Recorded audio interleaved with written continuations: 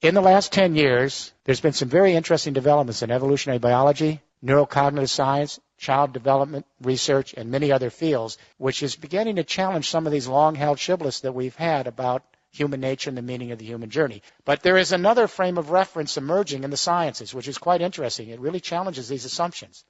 And with that, the institutions that we have created based on those assumptions, our educational institutions, our business practices, our governing institutions, etc.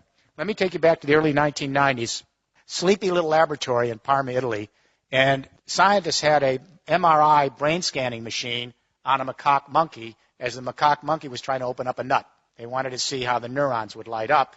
So the monkey's trying to open up the nut, the neurons light up, and just by serendipity, and this is how science sometimes happens, a human being walked into the laboratory. I don't know if it was by mistake, and he was hungry. He saw the nuts and opened up one of the nuts and tried to crack it open. The macaque monkey was totally shocked because who was this invader in his laboratory? And he didn't move. He just gazed at this human trying to open up the nut, just like he had done a few seconds earlier. And then the scientist looked on the MRI brain scanner. The same exact neurons were lighting up when he observed the human being opening the nut as when the monkey opened the nut. And the scientists had not a clue as to what this was. They thought the MRI machine had broken. They then began to put MRI brain scanning machines on other primates, especially chimpanzees with our big neocortex. Then they went to humans. And what they found over and over again is something called mirror neurons. And that is that we are apparently soft-wired, some of the primates, all humans. We suspect elephants. We're not sure about dolphins and dogs. We've just begun. But all humans are soft-wired with mirror neurons so that if I'm observing you, your anger, your frustration, your sense of rejection, your joy, whatever it is, and I can feel what you're doing, the same neurons will light up in me as if I'm having that experience myself. Now, this isn't all that unusual. We know if a spider goes up someone's arm and I'm observing it going up your arm, I'm going to get a creepy feeling. We take this for granted, but we are actually soft-wired to actually experience another's plight as if we are experiencing ourselves. But mirror neurons are just the beginning of a whole range of research going on in neuropsychology and brain research and in child development that suggests that we are actually soft-wired, not for aggression and violence and self-interest and utilitarianism, that we are actually soft-wired for sociability, attachment, as John Bowlby might have said, affection, companionship, and that the first drive is the drive to actually belong. It's an empathic drive. What is empathy? It's very complicated. When little babies enter nursery and one baby cries, the other babies will cry in response. They just don't know why. That's empathic distress. It's built into their biology. Around 2.5 years of age, a child actually can begin to recognize himself in a mirror. That's when you begin to mature empathy as a cultural phenomenon. And that is once a toddler can identify themselves, then they know that if they're observing someone else have a feeling, they know that if they feel something, it's because they're feeling it because someone else has it. They're two separate beings. Selfhood goes together with empathic development. Increasing selfhood, increasing empathic development. Around 8 years of age, a child learns about birth and death. They learn where they came from, that they have a one and only life, that life is fragile and vulnerable, and one day they're going to die. That's the beginning of an existential trip.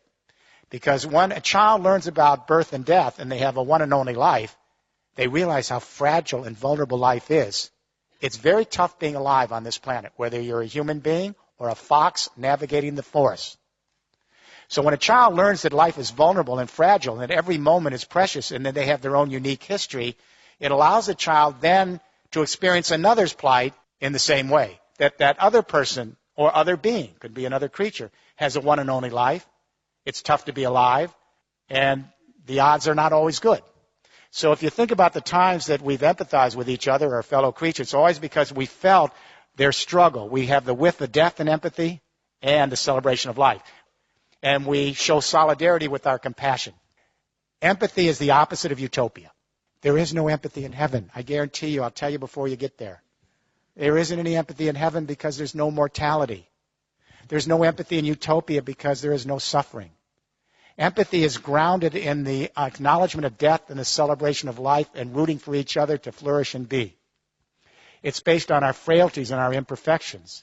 So when we talk about building an empathic civilization, we're not talking about utopia. We're talking about the ability of human beings to show solidarity not only with each other but our fellow creatures who have a one and only life on this little planet. We are Homo empathicus. So here's the question. We know that consciousness changes in history. The way our brain is wired today is not the way a medieval serf's brain would be wired, and their brain wouldn't be the same as the wiring of a forager hunter 30,000 years ago. So the question I asked at the beginning of this study 6 years ago is, how does consciousness change in history? Because I wanted to imagine the following proposition. Is it possible that we human beings who are soft-wired for empathic distress, is it possible we could actually extend our empathy to the entire human race as an extended family, and to our fellow creatures as part of our evolutionary family, and to the biosphere as our common community? If it's possible to imagine that, then we may be able to save our species and save our planet. And when I say to you tonight, if it's impossible to even imagine that, I don't see how we're going to make it. Empathy is the invisible hand. Empathy is what allows us to stretch our sensibility with another so that we can cohere in larger social units. To empathize is to civilize. To civilize is to empathize.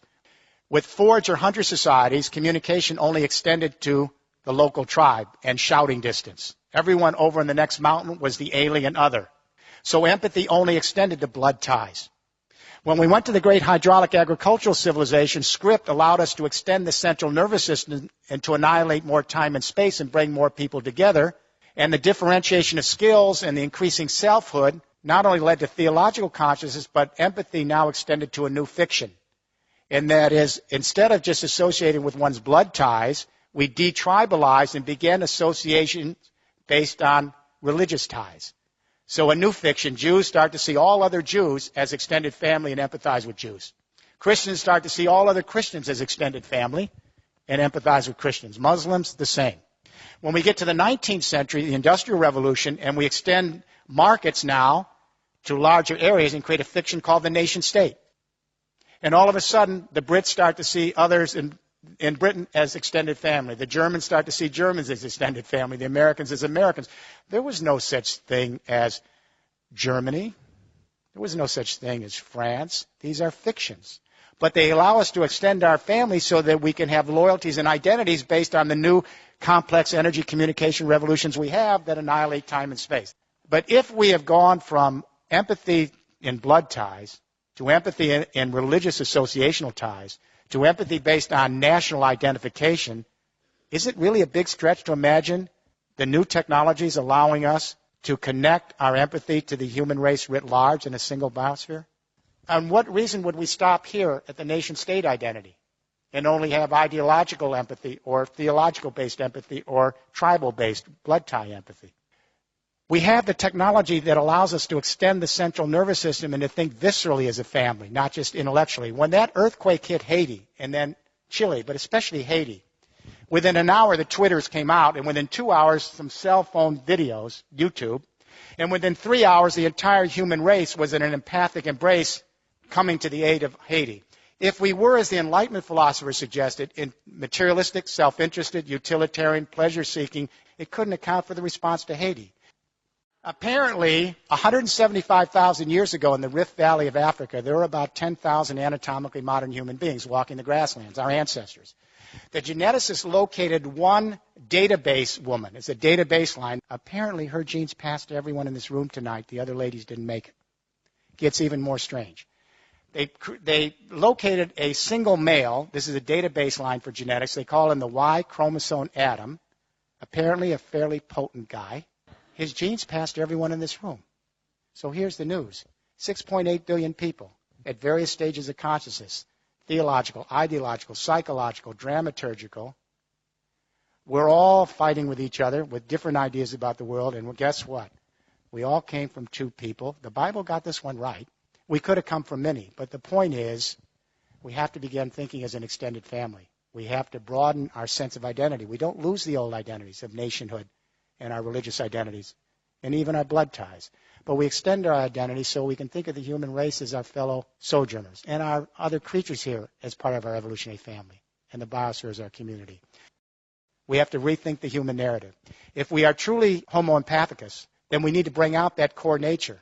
Because if it doesn't come out and it's repressed by our parenting, our educational system, our business practice and government, the secondary drives come. The narcissism, the materialism, the violence, the aggression. If we can have a global debate, let it start here from the British Royal Society for the Arts, which apparently you're doing, to begin rethinking human nature, to bring out our empathic sociability so that we can rethink the institutions of society and prepare the groundwork for an empathic civilization.